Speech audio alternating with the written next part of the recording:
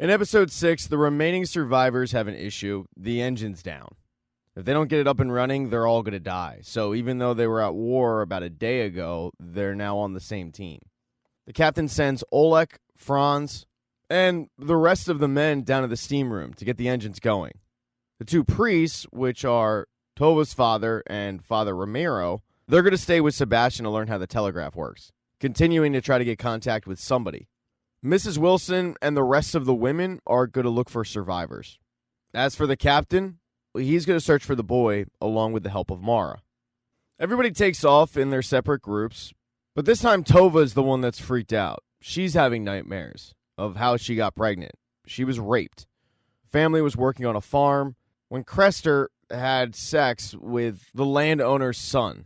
The landowner shot Crester and decided to pay the family back by raping Tova.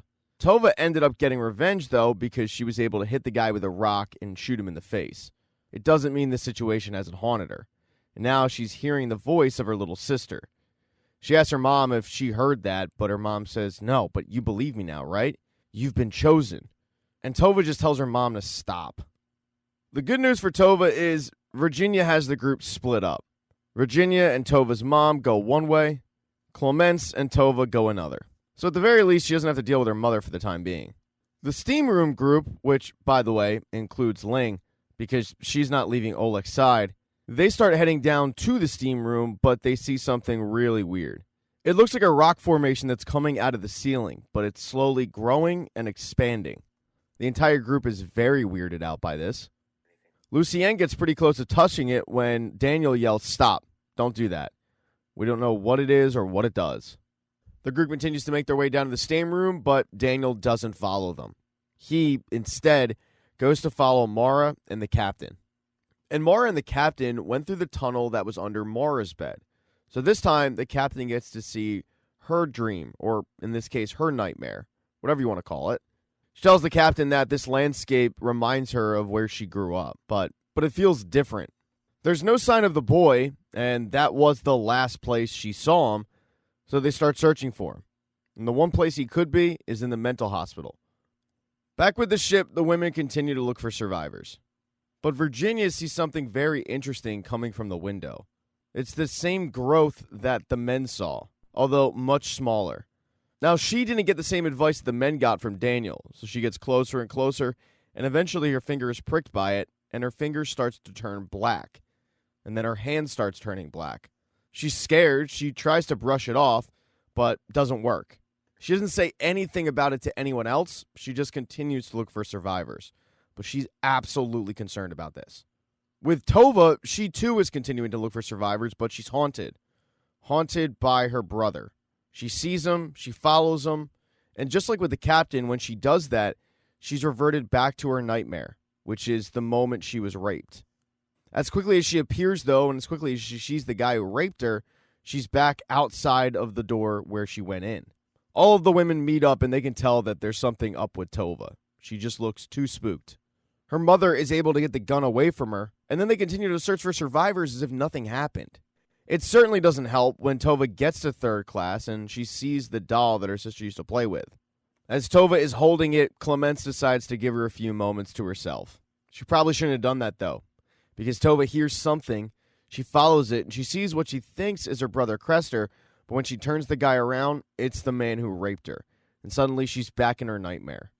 When she snaps out of it and Clemence finds her, she has blood on her face. Because in the nightmare, she shot a guy at point-blank range. But then again, if it was a nightmare, why does she have blood on her face?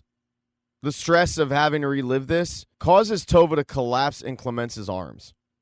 Way up far away, though, Tova's father continues to try to get word to anybody for a distress call. The guy that he's supposed to be learning from, Sebastian, takes off, though. He leaves Ramiro and Tova's dad to just sit there, figure out the telegraph machine on their own.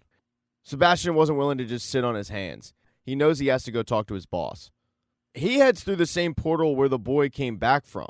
Because when building a portal, why wouldn't you build it in the cabinet under a bar? Sebastian climbs through and he's transported to where Henry Singleton is. This time Henry is outside of his building. He's surrounded by a bunch of rocks that look exactly like what is infesting the ship. He tells Sebastian, "You broke protocol." But Sebastian tells him that the situation got out of hand and he had to get in touch with them. Henry asks how much longer, and Sebastian tells him approximately 48 hours until the transfer. Henry then asks for an update on the boy, and Sebastian signals that he hasn't found him yet. So Henry tells him, find him. We need the pyramid. You know how much depends on the success of this project. Sebastian says, yes, sir, and he takes back off to the ship. As we know, Sebastian isn't the only one searching for the boy. Mara and the captain have made their way to the hospital, but they also haven't found him. Mara tells the captain that her father built a mental hospital for her mother. She was the only one he could ever show affection to. She only had 2 children, but with each birth, she became less and less of who she used to be. Her father became obsessed of finding out why, studying the human brain, how he could repair it if it were damaged. He also grew to resent his children because he blamed them for the downfall of his wife. They make their way into the room where Mara saw her father, although this time he's nowhere to be found. The chair that she was strapped to is there, and they start looking around for clues. And when the captain opens up the window, he sees the hull of the ship. I mean, it's right there. When Mara pulls down a board, same thing. So it is as if they are actually in the hull of the ship.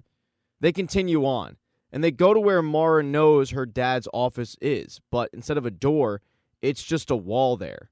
This is when Mara tells the captain of what the little boy told her in her ear. You're not asking the right questions, and you have to ask the creator. Although the captain thinks the creator means she has to ask God, and he's super confused. They continue throughout the building, and then they come across the same thing that the men came across, and the same thing that pricked Virginia. They're as confused as everybody is when you see this thing. But when Mara gets super close to it, Daniel pops up out of nowhere and yells, "Do not touch it." Both Mara and the captain are very surprised to see Daniel, and right away, Mara accuses Daniel of working for her father. But he just says, "Mara, don't you know who I am?" Daniel tries to get closer to Mara, but the captain has him at gunpoint. He won't let him get close at all. He knows that Daniel knows something about what's going on, but instead of asking him about it, he plans on locking him up in a room. He starts escorting Daniel over to a room to lock him up in, and the whole time Daniel is pleading with Mara to just remember. Daniel, though, has no plans on getting in that room. He's able to fight the captain off, forcing the captain to drop his gun, and then he uses that device to make the captain disappear. The captain's fine, he disappears into his nightmare, but the fact that the captain disappeared in front of her eyes has Mara very scared. She grabs the captain's gun, and now she has Daniel at gunpoint. She screams at Daniel, "What did you do to him?" And Daniel says, let me just explain. Look at me. Don't you know who I am? But it's clear by Mara's face that she has no idea who Daniel is. That's when he reveals that he's Daniel, the guy who married her 12 years ago. Mara doesn't take this news too well, though. Mara screams that he's lying and that he's working for her father. She then makes him drop the device that he used to teleport the captain out of there, and she puts it in her pocket. She picks up right where the captain left off, planning on locking him up. But right before she does so, he begs her to wake up, and then he tells her that he loves her. She doesn't wake up, though. She locks him up, and then she exits the building. When she does, she starts screaming to the sky, "Where are you, father?" And then, in frustration, she throws the pistol. But instead of hitting the ground, it hits what appears to be a screen and cracks it. And Mara is really, really perplexed by that. When she walks over, she tears the screen off or whatever it is, and it reveals more of the ship's hull. She's confused, but she wasn't wrong. Her dad was indeed watching all of this on a screen. Back in the ship, the men have made their way to the steam room, but there is an issue. The coal latch isn't working, so Oleg has to climb up and free it. Ling is not willing to sit down there with all those guys, so she follows him up there, and the two are able to free the coal. All that sexual tension finally boils up, and the two end up kissing after freeing the coal. Now that they have coal, the men can finally get to work. And it is a little awkward because Jerome has to work with Lucien. Lucien does apologize to Jerome, but honestly, he doesn't care at this point that Jerome wants him dead. He explains he was heading to America to get a surgery to save his life, and at this point, it's not looking too good, so it doesn't really matter. The hard work of the men, though, does pay off, and the ship turns on.